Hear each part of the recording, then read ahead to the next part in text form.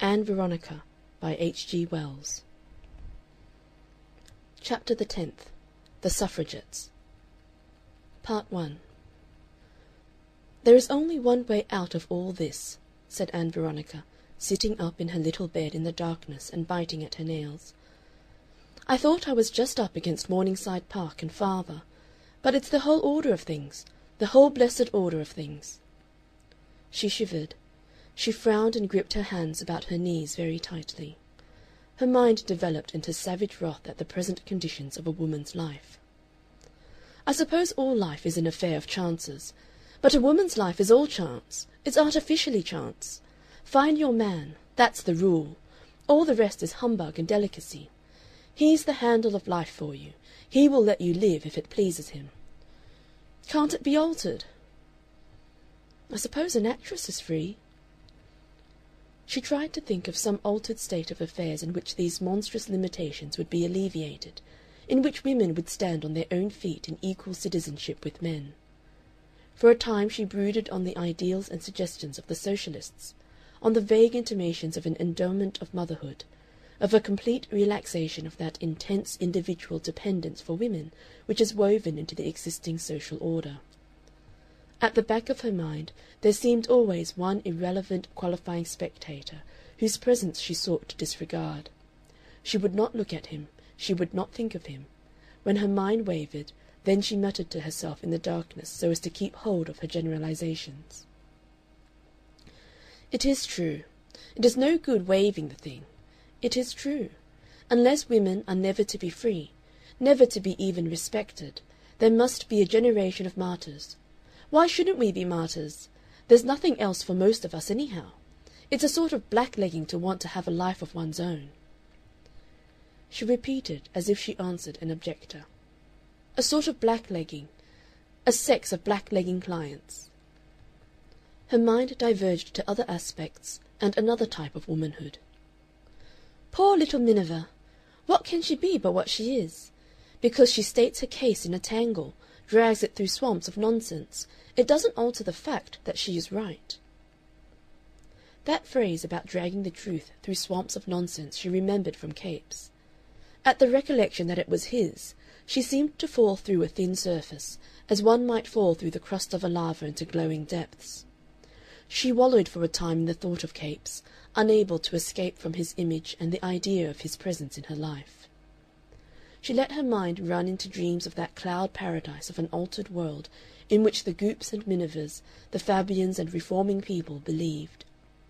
Across that world was written in letters of light, endowment of motherhood. Suppose in some complex yet conceivable way women were endowed, were no longer economically and socially dependent on men. If one was free, she said, one could go to him. There's vile hovering to catch a man's eye. One could go to him and tell him one loved him. I want to love him. A little love from him would be enough. It would hurt no one. It would not burden him with any obligation. She groaned aloud and bowed her forehead to her knees. She floundered deep. She wanted to kiss his feet. His feet would have the firm texture of his hands. Then suddenly her spirit rose in revolt. "I will not have this slavery," she said. "I will not have this slavery." She shook her fist ceilingward. "Do you hear?" she said. "Whatever you are, wherever you are, I will not be slave to the thought of any man, slave to the customs of any time. Confound the slavery of sex. I am a man. I will get this under, if I am killed in doing it." She scowled into the cold blacknesses about her. "Manning," she said, and contemplated a figure of inaggressive persistence. "No." Her thoughts had turned in a new direction. "It doesn't matter," she said, after a long interval, "if they are absurd. They mean something. They mean everything that women can mean, except submission. The vote is only the beginning, the necessary beginning. If we do not begin—" She had come to a resolution. Abruptly she got out of bed, and smoothed her sheet and straightened her pillow and lay down, and fell almost instantly asleep.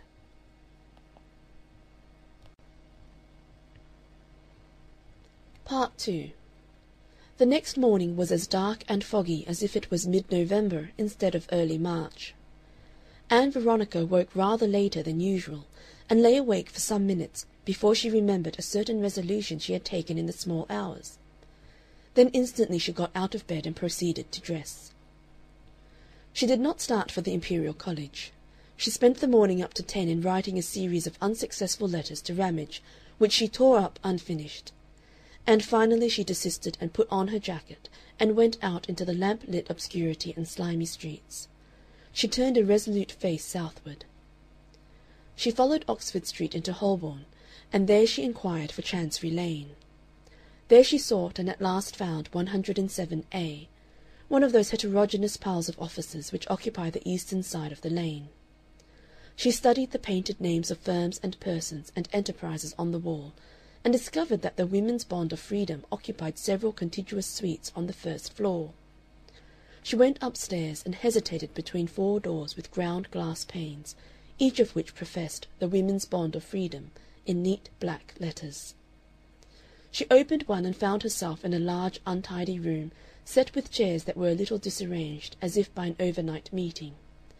On the walls were notice boards bearing clusters of newspaper slips, 3 or 4 big posters of monster meetings, one of which Ann Veronica had attended with Miss Miniver, and a series of announcements in purple copying ink, and in one corner was a pile of banners. There was no one at all in this room, but through the half-open door of one of the small apartments that gave upon it she had a glimpse of 2 very young girls sitting at a littered table and writing briskly. She walked across to this apartment and, opening the door a little wider, discovered a press section of the movement at work. "I want to inquire," said Ann Veronica. "Next door," said a spectacled young person of 17 or 18, with an impatient indication of the direction. In the adjacent apartment Ann Veronica found a middle-aged woman with a tired face under the tired hat she wore, sitting at a desk opening letters, while a dusky, untidy girl of 8 or 9 and 20 hammered industriously at a typewriter. The tired woman looked up in inquiring silence at Ann Veronica's diffident entry. "I want to know more about this movement," said Ann Veronica. "Are you with us?" said the tired woman. "I don't know," said Ann Veronica. "I think I am. I want very much to do something for women, but I want to know what you are doing." The tired woman sat still for a moment. "You haven't come here to make a lot of difficulties?" she asked. "No," said Ann Veronica, "but I want to know." The tired woman shut her eyes tightly for a moment, and then looked with them at Ann Veronica. "What can you do?" she asked. "Do?" "Are you prepared to do things for us? Distribute bills, write letters, interrupt meetings, canvass at elections, face dangers?" "If I am satisfied, if we satisfy you. Then, if possible, I would like to go to prison." "It isn't nice going to prison." "It would suit me." "It isn't nice getting there." "That's a question of detail," said Ann Veronica. The tired woman looked quietly at her. "What are your objections?" she said. "It isn't objections exactly. I want to know what you are doing, how you think this work of yours really does serve women." "We are working for the equal citizenship of men and women," said the tired woman. "Women have been and are treated as the inferiors of men. We want to make them their equals." "Yes," said Ann Veronica, "I agree to that, but—" The tired woman raised her eyebrows in mild protest. "Isn't the question more complicated than that?" said Ann Veronica. "You could have a talk to Miss Kitty Brett this afternoon if you liked. Shall I make an appointment for you?" Miss Kitty Brett was one of the most conspicuous leaders of the movement. Ann Veronica snatched at the opportunity, and spent most of the intervening time in the Assyrian Court of the British Museum, reading and thinking over a little book upon the feminist movement the tired woman had made her buy. She got a bun and some cocoa in the little refreshment room, and then wandered through the galleries upstairs, crowded with Polynesian idols and Polynesian dancing garments, and all the simple immodest accessories to life in Polynesia, to a seat among the mummies. She was trying to bring her problems to a head, and her mind insisted upon being even more discursive and atmospheric than usual. It generalized everything she put to it. "Why should women be dependent on men?" she asked, and the question was at once converted into a system of variations upon the theme of "Why are things as they are? Why are human beings viviparous? Why are people hungry thrice a day? Why does one faint at danger?" She stood for a time looking at the dry limbs and still human face of that desiccated, unwrapped mummy from the very beginnings of social life. It looked very patient, she thought, and a little self-satisfied. It looked as if it had taken its world for granted and prospered on that assumption, a world in which children were trained to obey their elders and the wills of women overruled as a matter of course. It was wonderful to think this thing had lived, had felt and suffered. Perhaps once it had desired some other human being intolerably. Perhaps some one had kissed the brow that was now so cadaverous, rubbed that sunken cheek with loving fingers, held that stringy neck with passionately living hands. But all of that was forgotten. In the end, it seemed to be thinking, they embalmed me with the utmost respect, sound spices chosen to endure, the best. I took my world as I found it. Things are so. Part 3. Ann Veronica's first impression of Kitty Brett was that she was aggressive and disagreeable. Her next was that she was a person of amazing persuasive power. She was perhaps 23 and very pink and healthy-looking, showing a great deal of white and rounded neck above her business-like but altogether feminine blouse, and a good deal of plump, gesticulating forearm out of a short sleeve. She had animated dark blue-grey eyes under her fine eyebrows, and dark brown hair that rolled back simply and effectively from her broad, low forehead. And she was about as capable of intelligent argument as a runaway steam-roller. She was a trained being, trained by an implacable mother to one end. She spoke with fluent enthusiasm. She did not so much deal with Ann Veronica's interpolations as dispose of them with quick and use-hardened repartee. And then she went on with a fine directness to sketch the case for her agitation, for that remarkable rebellion of the women that was then agitating the whole world of politics and discussion. She assumed with a kind of mesmeric force all the propositions that Ann Veronica wanted her to define. "What do we want? What is the goal?" asked Ann Veronica. "Freedom! Citizenship! And the way to that, the way to everything, is the vote." Ann Veronica said something about a general change of ideas. "How can you change people's ideas if you have no power?" said Kitty Brett. Ann Veronica was not ready enough to deal with that counterstroke. "One doesn't want to turn the whole thing into a mere sex antagonism." "When women get justice," said Kitty Brett, "there will be no sex antagonism. None at all. Until then we mean to keep on hammering away." "It seems to me that much of a woman's difficulties are economic." "That will follow," said Kitty Brett. "That will follow."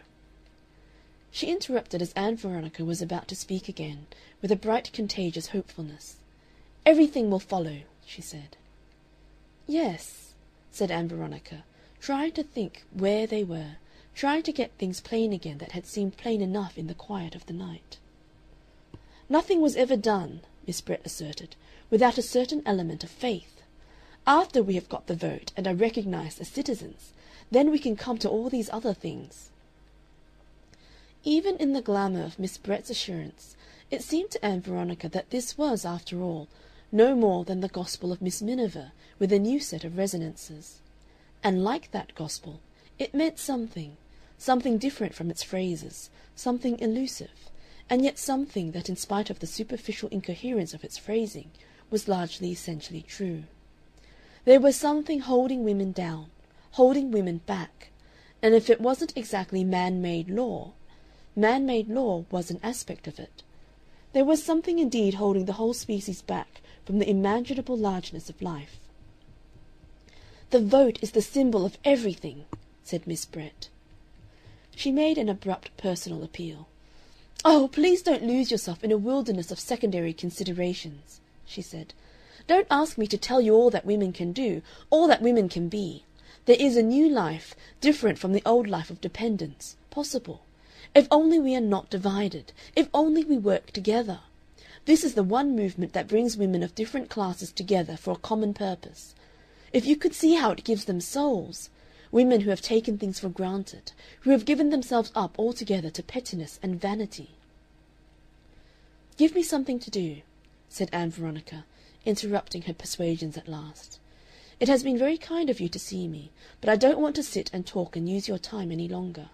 I want to do something. I want to hammer myself against all this that pens women in.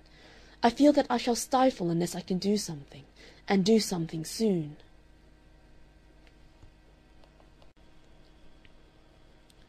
Part 4.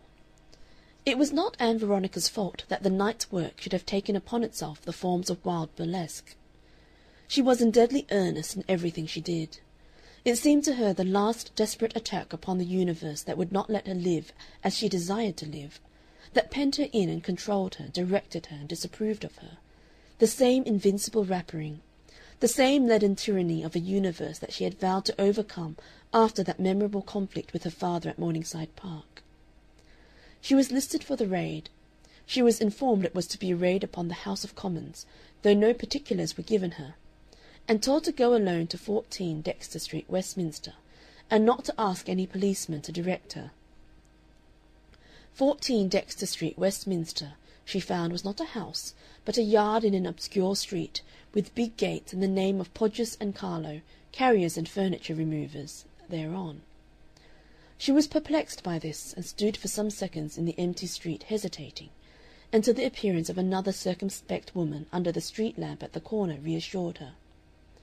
In one of the big gates was a little door, and she rapped at this. It was immediately opened by a man with light eyelashes and a manner suggestive of restrained passion. "Come right in," he hissed under his breath, with the true conspirator's note, closed the door very softly and pointed. "Through here." By the meagre light of a gas lamp she perceived a cobbled yard with 4 large furniture vans standing with horses and lamps alight. A slender young man wearing glasses appeared from the shadow of the nearest van. "Are you A, B, C, or D?" he asked. "They told me D," said Ann Veronica. "Through here," he said, and pointed with the pamphlet he was carrying. Ann Veronica found herself in a little stirring crowd of excited women, whispering and tittering and speaking in undertones. The light was poor, so that she saw their gleaming faces dimly and indistinctly. No one spoke to her. She stood among them, watching them and feeling curiously alien to them. The oblique, ruddy lighting distorted them oddly, made queer bars and patches of shadow upon their clothes.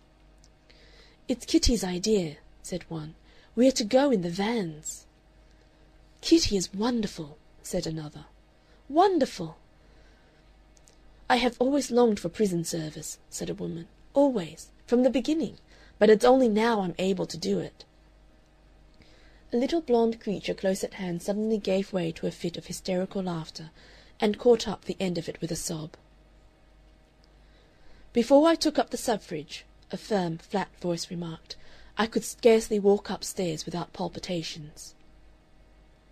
Someone hidden from Ann Veronica appeared to be marshalling the assembly. "We have to get in, I think," said a nice little old lady in a bonnet to Ann Veronica, speaking with a voice that quavered a little. "My dear, can you see in this light? I think I would like to get in.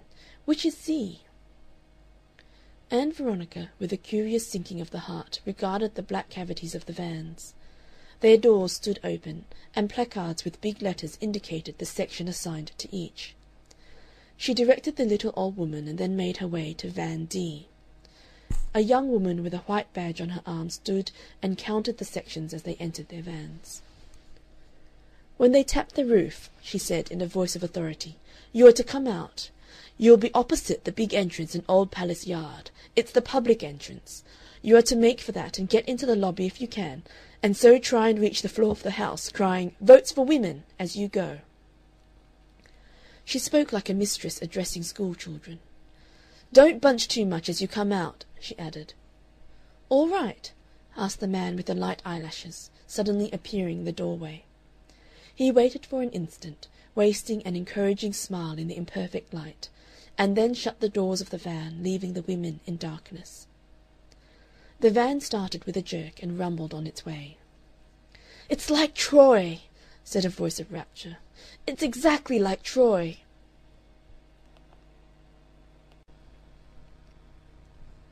Part 5. So Ann Veronica, enterprising and a little dubious as ever, mingled with the stream of history, and wrote her Christian name upon the police court records of the land. But out of a belated regard for her father, she wrote the surname of someone else.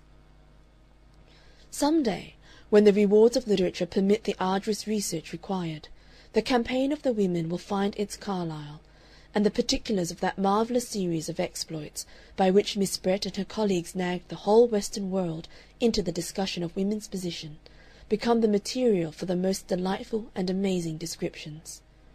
At present the world waits for that writer, and the confused record of the newspapers remains the only resource of the curious. When he comes he will do that raid of the Pantechnicons the justice it deserves. He will picture the orderly evening scene about the Imperial Legislature in convincing detail, the coming and going of cabs and motor cabs and broughams through the chill, damp evening into New Palace Yard, the reinforced but untroubled and unsuspecting police about the entries of those great buildings whose square and panelled Victorian Gothic streams up from the glare of the lamps into the murkiness of the night. Big Ben shining overhead, an unassailable beacon, and the incidental traffic of Westminster, cabs, carts, and glowing omnibuses going to and from the bridge. About the Abbey and Abingdon Street stood the outer pickets and detachments of the police, their attention all directed westward to where the women in Caxton Hall, Westminster, hummed like an angry hive.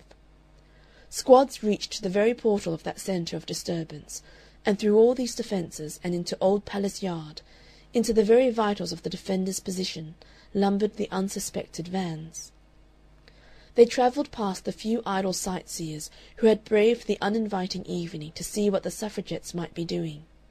They pulled up unchallenged within 30 yards of those coveted portals, and then they disgorged. Were I a painter of subject pictures, I would exhaust all my skill in proportion and perspective and atmosphere upon the august seat of empire.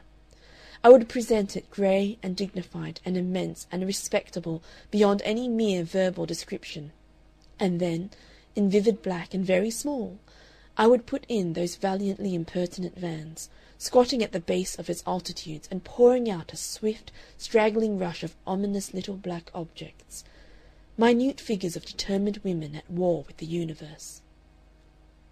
Ann Veronica was in their very forefront. In an instant the expectant calm of Westminster was ended, and the very speaker in the chair blenched at the sound of the policemen's whistles. The bolder members in the House left their places to go lobbyward, grinning. Others pulled hats over their noses, cowered in their seats, and feigned that all was right with the world. In Old Palace Yard everybody ran. They either ran to see or ran for shelter. Even 2 Cabinet Ministers took to their heels, grinning insincerely. At the opening of the van doors and the emergence into the fresh air, Ann Veronica's doubt and depression gave place to the wildest exhilaration. That same adventurousness that had already buoyed her through crises that would have overwhelmed any normally feminine girl with shame and horror now became uppermost again. Before her was a great Gothic portal. Through that she had to go. Past her shot the little old lady in the bonnet, running incredibly fast, but otherwise still alertly respectable, and she was making a strange threatening sound as she ran, such as one would use in driving ducks out of a garden. Brrr! And pawing with black-gloved hands. The policemen were closing in from the sides to intervene. The little old lady struck like a projectile upon the resounding chest of the foremost of these, and then Ann Veronica had got past and was ascending the steps. Then, most horribly, she was clasped about the waist from behind and lifted from the ground. At that a new element poured into her excitement, an element of wild disgust and terror. She had never experienced anything so disagreeable in her life as the sense of being held helplessly off her feet. She screamed involuntarily. She had never in her life screamed before. And then she began to wriggle and fight like a frightened animal against the men who were holding her. The affair passed at one leap from a spree to a nightmare of violence and disgust. Her hair got loose, her hat came over one eye, and she had no arm free to replace it. She felt she must suffocate if these men did not put her down, and for a time they would not put her down. Then, with an indescribable relief, her feet were on the pavement, and she was being urged along by two policemen, who were gripping her wrists in an irresistible, expert manner. She was writhing to get her hands loose, and found herself gasping with passionate violence, "It's damnable! Damnable!" to the manifest disgust of the fatherly policeman on her right.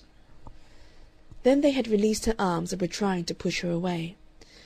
"You be off, missy," said the fatherly policeman. "This ain't no place for you." He pushed her a dozen yards along the greasy pavement with flat, well-trained hands that there seemed to be no opposing.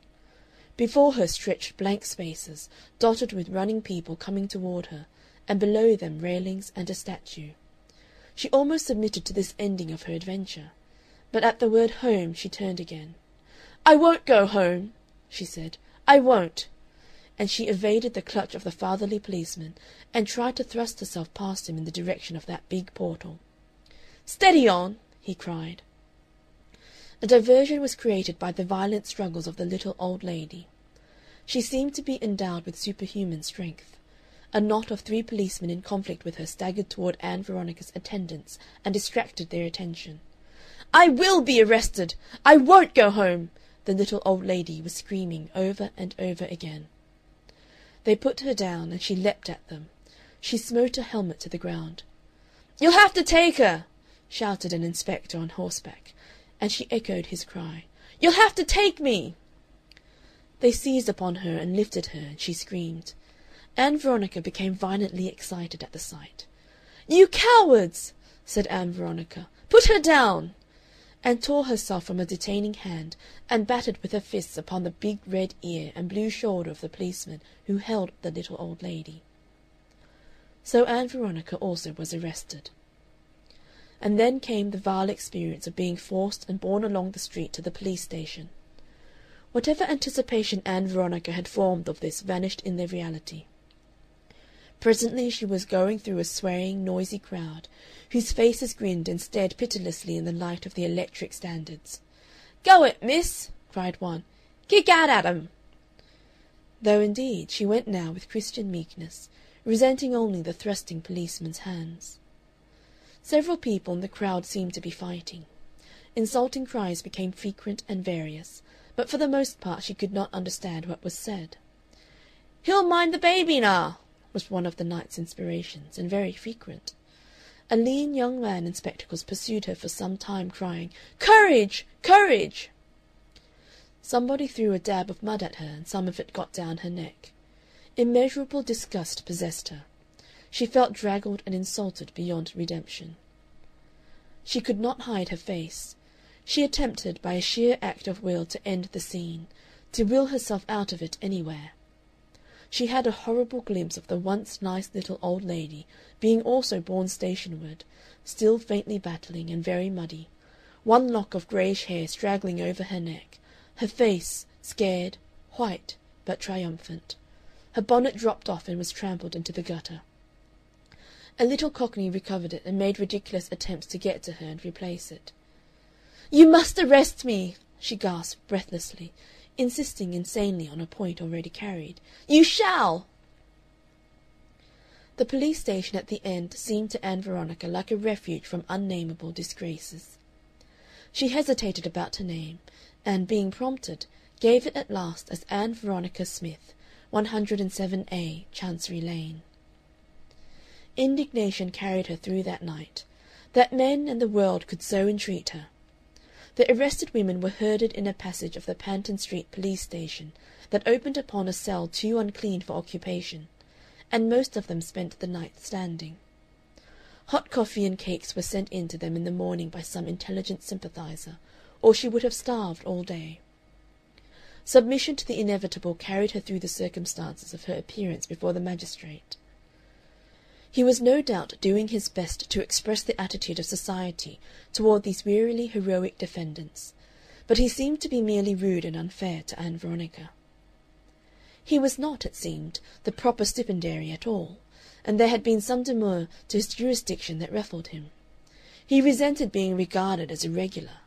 He felt he was human wisdom prudentially interpolated. "You silly women," he said over and over again throughout the hearing, plucking at his blotting pad with busy hands. "You silly creatures! Ugh! Fie upon you!" The court was crowded with people, for the most part supporters and admirers of the defendants, and the man with the light eyelashes was conspicuously active and omnipresent. Ann Veronica's appearance was brief and undistinguished. She had nothing to say for herself. She was guided into the dock and prompted by a helpful police inspector. She was aware of the body of the court, of clerks seated at a black table littered with papers, of policemen standing about stiffly with expressions of conscious integrity, and a murmuring background of the heads and shoulders of spectators close behind her. On a high chair behind the raised counter the stipendiary substitute regarded her malevolently over his glasses. A disagreeable young man with red hair and a loose mouth, seated at the reporter's table, was only too manifestly sketching her. She was interested by the swearing of the witnesses. The kissing of the book struck her as particularly odd. And then the policemen gave their evidence in staccato jerks and stereotyped phrases. "Have you anything to ask the witness?" asked the helpful inspector. The ribald demons that infested the back of Ann Veronica's mind urged various facetious interrogations upon her, as, for example, where the witness had acquired his prose style. She controlled herself and answered meekly, "No." "Well, Ann Veronica Smith," the magistrate remarked when the case was all before him, "you're a good-looking, strong, respectable gal, and it's a pity you silly young women can't find something better to do with your exuberance. 22! Can't imagine what your parents can be thinking about to let you get into these scrapes." Ann Veronica's mind was filled with confused, unutterable replies. "You are persuaded to come and take part in these outrageous proceedings. Many of you, I am convinced, have no idea whatever of their nature. I don't suppose you could tell me even the derivation of suffrage if I asked you. No, not even the derivation. But the fashion's been set, and in it you must be." The men at the reporters' table lifted their eyebrows, smiled faintly, and leaned back to watch how she took her scolding. One with the appearance of a bold little gnome yawned agonizingly. They had got all this down already. They heard the substance of it now for the 14th time. The stipendiary would have done it all very differently. She found presently she was out of the dock and confronted with the alternative of being bound over in one surety for the sum of £40, whatever that might mean, or a month's imprisonment. "Second class," said someone, but first and second were all alike to her. She elected to go to prison. At last, after a long rumbling journey in a stuffy windowless van, she reached Canongate Prison, for Holloway had its quota already. It was bad luck to go to Canongate. Prison was beastly. Prison was bleak without spaciousness, and pervaded by a faint, oppressive smell, and she had to wait 2 hours in the sullenly defiant company of 2 unclean women thieves before a cell could be assigned to her. Its dreariness, like the filthiness of the police cell, was a discovery for her. She had imagined that prisons were white-tiled places reeking of lime-wash and immaculately sanitary. Instead, they appeared to be at the hygienic level of tramps' lodging-houses. She was bathed in turbid water that had already been used. She was not allowed to bathe herself. Another prisoner, with a privileged manner, washed her. Conscientious objectors to that process are not permitted, she found, at Canongate. Her hair was washed for her also. Then they dressed her in a dirty dress of coarse serge and a cap, and took away her own clothes. The dress came to her only too manifestly unwashed from its former wearer. Even the underlinen they gave her seemed unclean. Horrible memories of things seen beneath the microscope of the baser forms of life crawled across her mind and set her shuddering with imagined irritations. She sat on the edge of the bed. The wardress was too busy with the flood of arrivals that day to discover that she had it down, and her skin was shivering from the contact of these garments. She surveyed accommodation that seemed at first merely austere, and became more and more manifestly inadequate as the moments fled by.